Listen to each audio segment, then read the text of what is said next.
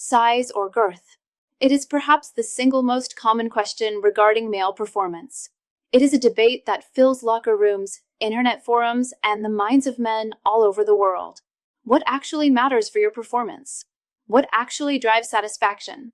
In today's video, I am going to show you exactly what the science says, not myths, not rumors, but actual data regarding whether length or thickness is the true key to pleasure.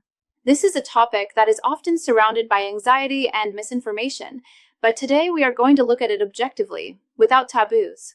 And make sure you stay until the very end, because after we look at the hard data, I'm going to share a crucial insight that will instantly make you more confident in your intimate life. To understand where we are today, we first have to look back.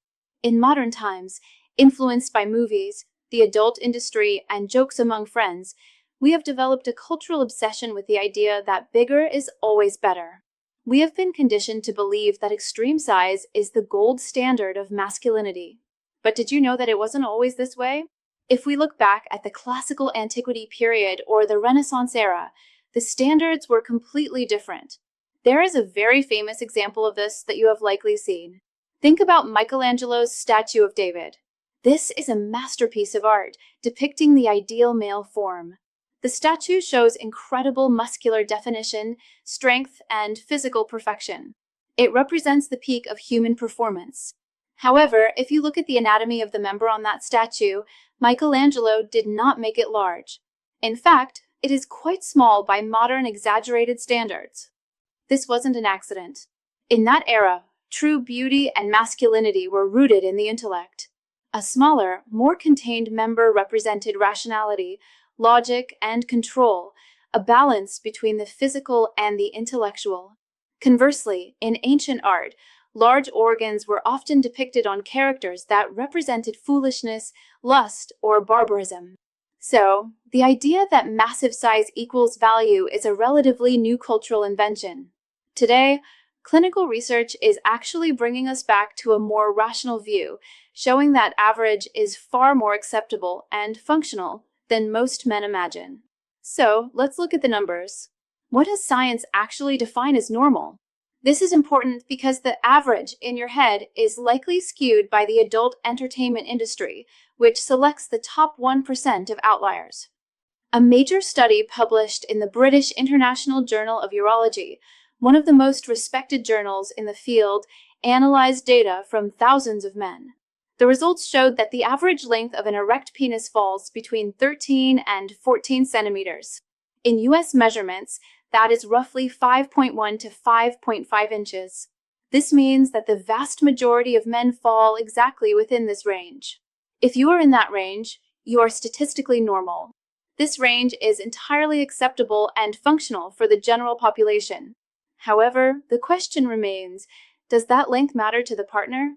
The scientific consensus is that for the majority of women, extreme length is not considered a fundamental requirement for satisfaction. In fact, excessive length can often cause discomfort or pain during intercourse because it hits the cervix, which is not an erogenous zone for most. To understand why length is often overrated, we have to look at female anatomy. We need to look at the container rather than just the content. The vaginal canal, in a resting state without stimulus, has a length of about 7 to 10 centimeters. That is roughly 3 to 4 inches. When a woman is aroused, the canal expands and lengthens to accommodate, potentially reaching up to 15 centimeters or about 6 inches. Here is the critical piece of biological information that changes the debate: the location of the nerve endings. The vast majority of the nerve endings responsible for pleasure and sensation are located in the proximal third of the vagina. This is the outer section, essentially the first 5 centimeters or 2 inches of the vaginal canal. Furthermore, the external structure, the clitoris, and the surrounding tissues is where the highest concentration of sensory input comes from. So, from a strictly physiological standpoint, a partner's pleasure is derived primarily from the external area and the first few inches inside the body. Deep penetration goes past these highly sensitive zones. Therefore, having a member that is exceptionally long does not necessarily correlate with increased physical stimulation for the partner, because the target is right at the entrance. This brings us to the other side of the coin, girth. or caliber, or thickness? If length isn't the primary driver of sensation, does girth take the crown? According to a study published in the Journal of Sexual Medicine, the answer leans heavily towards yes. The research indicates that when asked to choose, a significant number of women report a preference for a thicker penis over a longer one. The reason for this preference comes down to simple physics and friction. Because the nerve endings are concentrated in that proximal third, the vaginal opening, and the immediate interior, girth is what creates the sensation of fullness. A thicker girth increases the surface area contact against the vaginal walls. It stretches the introitus, the opening, which is packed with pressure-sensitive nerves. Length hits the deep end where there is less sensation. Girth stimulates the entrance, where there is the most sensation. It essentially provides more stimulation to the areas that are biologically designed to receive it. But just like we did with length, let's talk about the averages for girth, so you have a realistic baseline. In a flaccid state, the average circumference is about 9.5 centimeters, or roughly 3.75 inches. In an erect state, the average circumference is approximately 11.5 centimeters, or about 4.5 inches. Of course, this is an average. There is natural variation on both sides of this number. However, regardless of your measurements, the quality of that circumference depends entirely on maximum blood flow. You can't have girth if the pipes are clogged.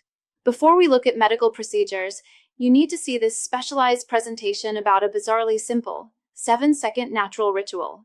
It acts like a purple hardening tonic that targets the root cause of limpness, a specific enzyme that kills erections, helping you unclog the flow for rock-hard fullness naturally, without dangerous pills.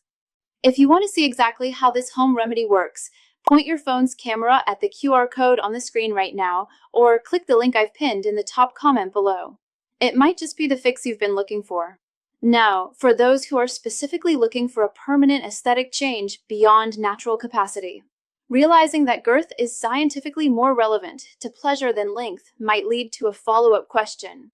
If you fall below that average, or if you simply feel insecure about the thickness of your member, is there anything that can be done? Unlike height, which we are stuck with, modern aesthetic medicine has developed solutions for this specific concern. Today, there are treatments specifically designed to improve penile caliber. The most common and scientifically backed method is intimate filling using hyaluronic acid. This is a substance that naturally occurs in the body, which minimizes the risk of rejection. The procedure involves injecting this filler to increase the circumference. The interesting aspect of this treatment is that it provides a gain in girth in both the flaccid and the erect states. It doesn't change the length, but it directly addresses the volume.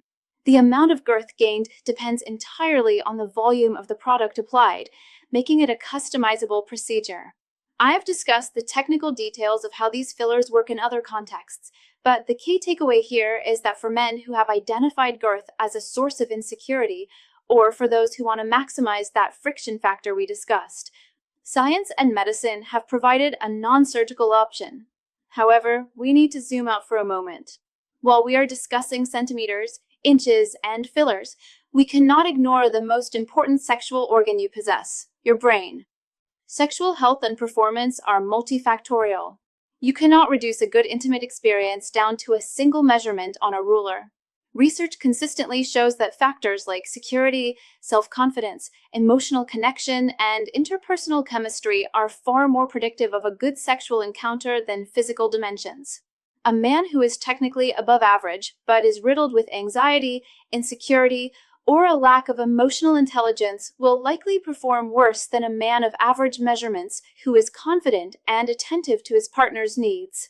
Anxiety kills performance. If you are constantly worrying about your size, you are not present in the moment, and that disconnection is felt by your partner. This is why, for many men, the issue isn't really the anatomy, it's the psychology. However, if the physical aspect is the root cause of that psychological block, if a lack of girth is genuinely affecting your confidence and preventing you from engaging fully, then seeking treatment can be a valid path. If you feel uncomfortable with your caliber, there are specialists, urologists, and andrologists who deal with this every single day. They are the correct professionals to consult for intimate fillers or just to get an honest assessment of your health. Sometimes, just hearing from a specialist that you are normal is enough. Other times, a procedure to increase girth can be the boost that restores a man's confidence, which in turn improves his performance. Ultimately, the science is clear. When it comes to the mechanics of pleasure, girth generally edges out length because of how female anatomy is structured. But remember, the proximal third of the vagina is important, but the connection between two people is paramount. Did you know about the importance of the proximal third regarding nerve endings? Or that girth was scientifically preferred over length? It's a detail that changes how we view the entire size debate. If you want to learn more about intimate health, male aesthetics, and how to optimize your performance using science-backed information, make sure to subscribe to the channel and hit the like button. I have linked another video here that dives deeper into these topics. I'll see you there.